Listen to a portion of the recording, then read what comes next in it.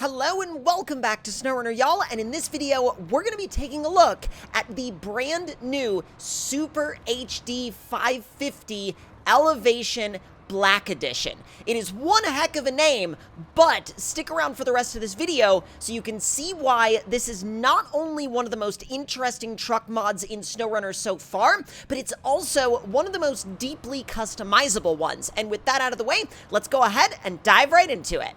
Now, right off the bat, you will be seeing two different variants in the garage. You have the sort of standard edition, and then you have the vanilla-ish edition. Now, essentially what these two variants are for, and there are parts that are baked into the truck to go along with these two variants, essentially what this is for is if you are wanting a vanilla game-esque experience, you can choose the vanilla-ish version and all of the vanilla game-esque parts will come pre-installed on the truck. This is the off-grid version, which comes pre-installed with some of the non-vanilla parts. So again, if you want a vanilla-based experience, you can find that in the vanilla-ish version of this truck. And if you want your customization to be even more nuanced than that, you can actually pick and choose which vanilla spec parts you want installed, and those are based off of the performance of the vanilla F750.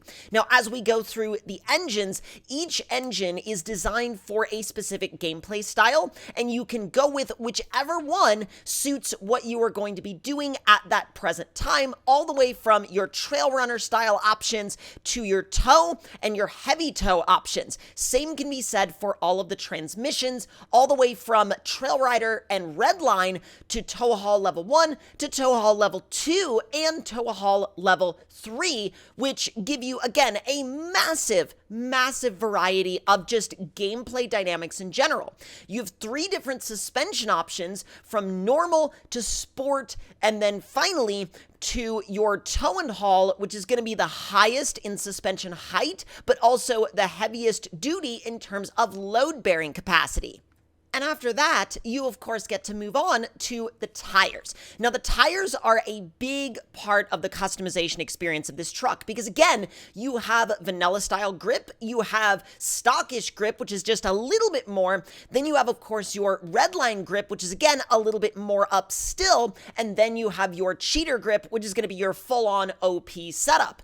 Now, you have a wide variety of tires covering essentially everything from commercial tires to military tires to ice and snow focused tires if you're on a maybe winter themed map, whether that's a mod map or a campaign map. Again, this truck can basically apply itself to almost every scenario that you could find yourself in SnowRunner. Now, here is where things get really in depth, and a lot more in depth than you may even be ready for, because the customization goes so far as to having different types of light covers, light protectors for the lights in your bumper. That is freaking wild. And not only does it show how far you can take the customization in general in this game, but it frankly also shows how far John Hot Rod has come as a mod creator. I mean, John Hot Rod's mods have always been detail heavy, but this is just another level entirely. You even have different colors of emergency lights that you can use. Now, when I got down here to the cold air intake, I thought to myself, wait a second, I'm not seeing anything change. And then I realized that I had to go ahead and take the hood off in order to make those changes visible. Now, as you see right there, you have kind of a cone air filter style intake on the compound turbos, but you can actually take those off and run an exposed turbo setup, or you can run pipes up to a snorkel to, again, even more deeply customize your experience. Now, you can see the exposed turbo blades right there, and yes, they do spin, and they are visible if you leave the hood off, of course, and while the truck is running. Now, you even have freaking active suspension control panel options for when you're inside the truck. And there are, frankly, so many options here that you really would have to build like 2 or 3 different variants of this truck to even have all of the options like active in the same game scenario at the same time, because there's so many different ones and the variety is just so off the charts with this truck that you could go any direction, and it's literally up to you entirely. And I know I've said that a couple of different times before, but I really do believe that what keeps people coming back to a truck over and over again is the variety of the customization, because no matter what options we like, there's always going to be someone that likes a different option, you know? Like, for everyone that likes one type of truck style, there's also going to be people that like a completely opposite truck style. And I love mods and trucks that give people that sheer massive variety. And I think that there's nothing better than a mod offering as much customization variety as humanly possible within, of course, the sort of confines of what the mod can do. And I'm sure that we will also get people saying, wait a minute, this has, Ford emblems and Power Stroke logos and things like that. And they're going to be like, why are those there? Are you lying? Is this not console friendly? No, this is a console friendly mod. However, the logos are baked into the PC version of the mod by default. Whereas if you download the console version, the branded options just won't be available. Because again, SnowRunner allows for the differentiation between the PC files and the console files of a specific truck. And I wanted to make sure that I went ahead and addressed that, because I've seen comments related to that stuff before where people will say, why are you lying? This is not console friendly. It's got emblems. It's got logos. And I'm like, no.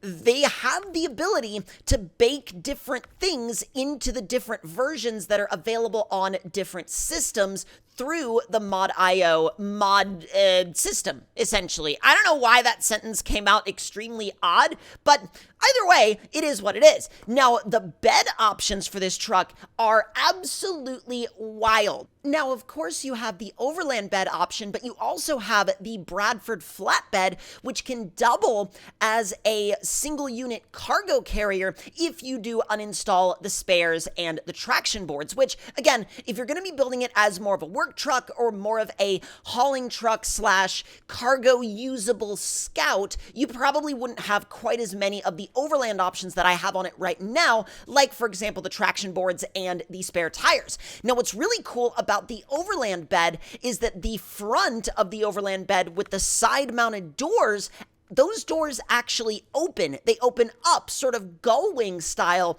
which is so cool. And while you don't have a ton of wheel selections within this particular setup, you do get some pretty dang good ones. You also get some very interesting preset liveries, or rather just designs, liveries, whatever you want to call them.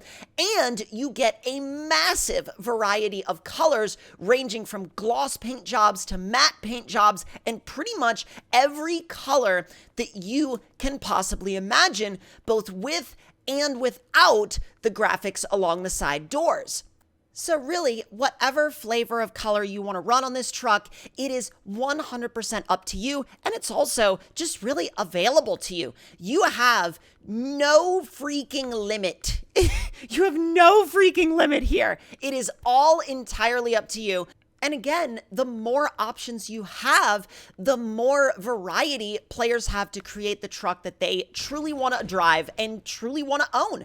And whether you're using it in an RP scenario or a trail riding scenario or an exploration scenario, or maybe you're using it as a heavy-duty scout truck, or maybe you're using it as a multi-purpose rig, or you're using it as a recovery rig, it is, again, entirely up to you. Now, the interior is gorgeous. You have multifunction cameras in here. You can see the suspension controller down there in the center console. You can see this absolutely gorgeous moonroof, and you get some really cool extra features that you can control. Now, look at all of the operational features there on the left. Like, for example, the power windows. And also, remember that moonroof that we talked about? Yeah, it's also powered.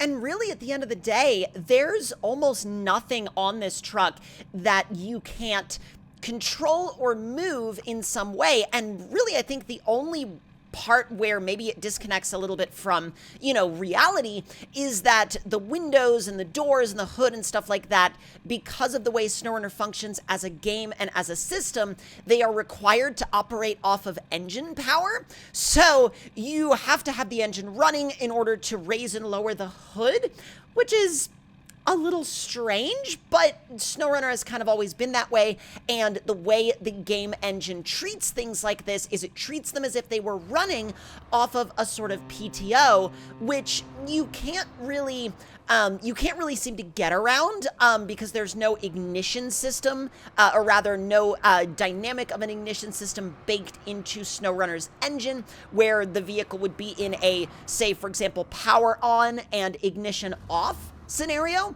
but it's a small price to pay for having this many controllable features really in any SnowRunner vehicle. Now, if you've skipped ahead to the driving portion of the video, hello!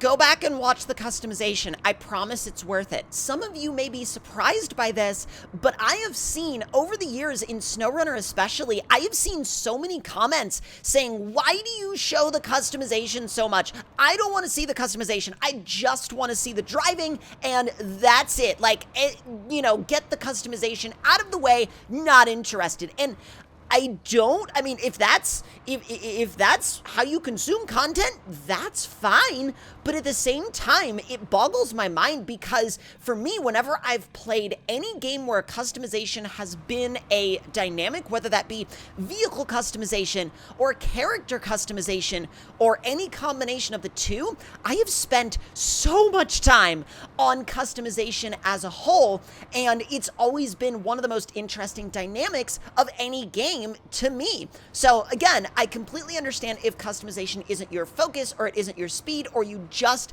come to these videos to see the way the vehicle drives. But again, I will just say this truck, even if you're not into customization, this truck is worth going through the customization on because there are so many freaking options and there is so much personal choice involved with how the truck turns out, and there's really no right or wrong way to build it either. Also, little nod to TNB Trails right here, one of the most gorgeous views that this game has ever had in terms of map modding and even, vanilla maps compared to modded maps, whatever the case may be. This trail has one of the best views that you can frankly ever experience in this game, in my personal opinion. And now that we're about to the end of the video, I do want to go ahead and address a couple of little disclaimers about this mod. While it is console friendly, it is definitely designed with next-gen consoles in mind, and it will take up a lot of space and RAM on a older console, like for example, a PS4 or an Xbox One. So while it is going to be available on those consoles, do be aware that if you do try to use it, it may require a lot of hard drive space, and it may also require you to disable some other mods before you can use it. But that is going to do it for this video, y'all, and you will definitely be seeing this truck on the channel again in the future. And if you're new around here and you want to see more, make sure to hit that subscribe button and turn those notifications on, and I will see y'all next time.